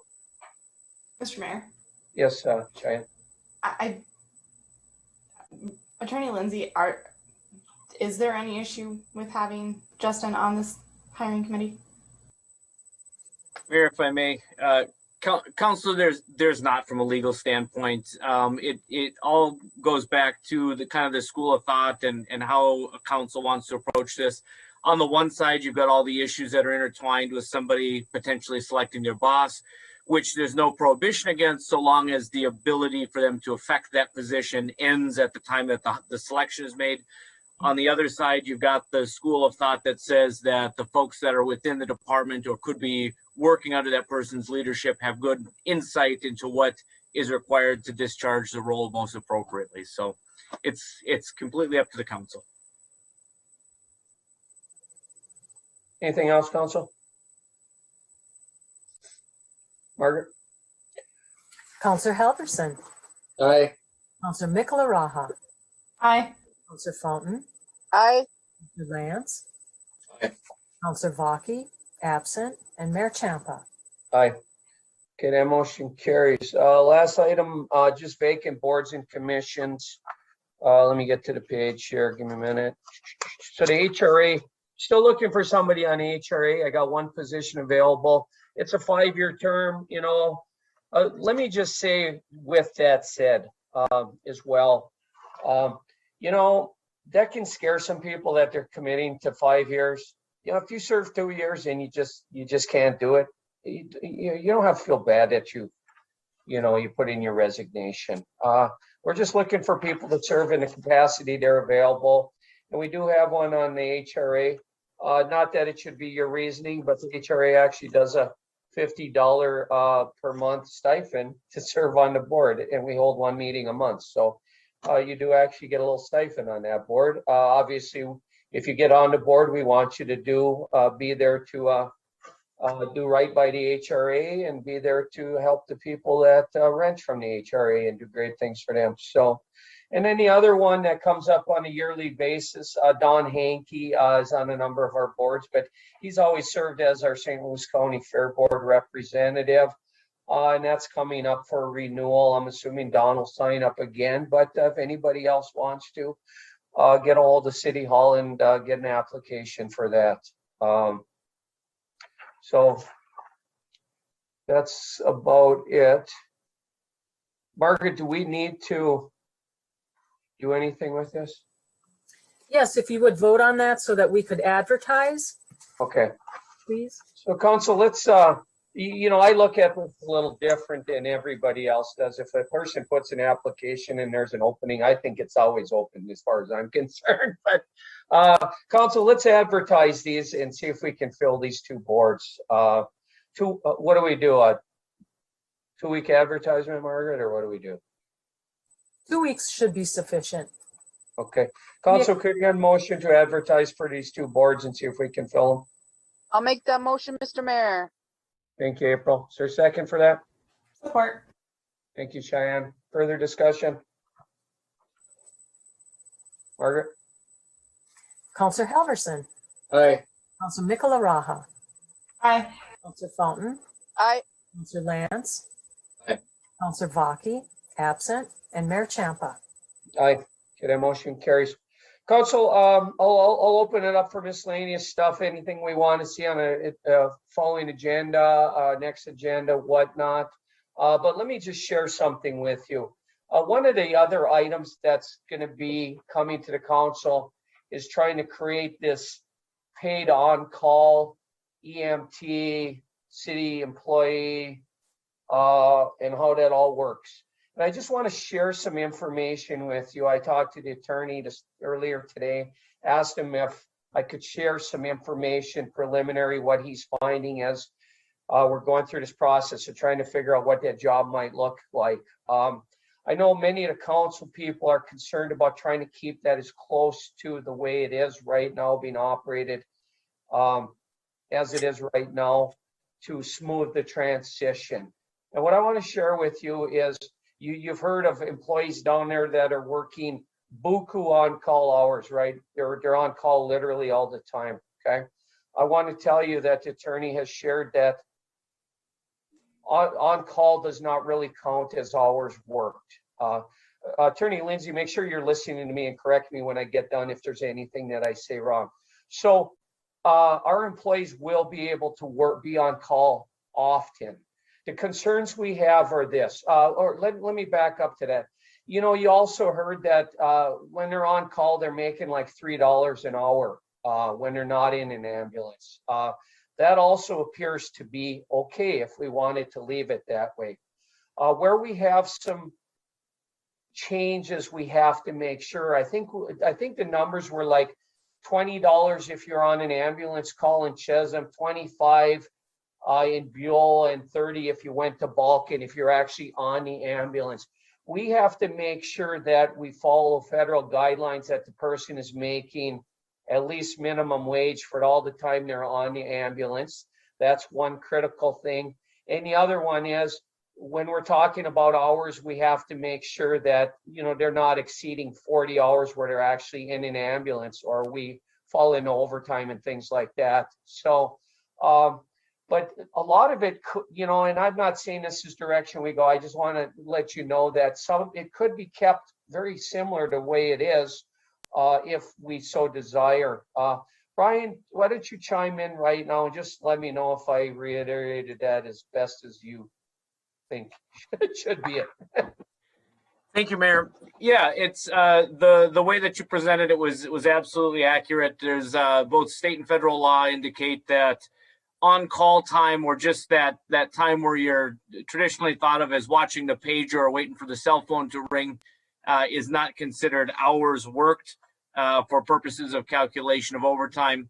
And so really the overtime calculation is only applicable when you're what's known as engaged to service, or when you're actually doing the job and when you've been called in. So theoretically, the structure, the paid on-call structure, could stay in place. There are certain situations where it can become a little bit more complicated with secondary employment and things like that, but the primary concept is a good one. Okay, so council, that's just informational. At some point, we're going to be trying to put together that job description. So I just wanted some food for thought, and I know a number of you have shared that. The less we have to change, the better. So I just wanted to let you know that there are some options there. Anything else we want to discuss under miscellaneous before we adjourn? If not, I would look for motion to adjourn the council meeting. I'll make that motion, Mr. Mayor. Thank you, April. Second for that? Support. Thank you, Adam. All in favor, say aye. Aye. Aye. Aye. Any opposed? Motion carries. We are adjourned. Everybody have a good evening. Have a good night, everyone.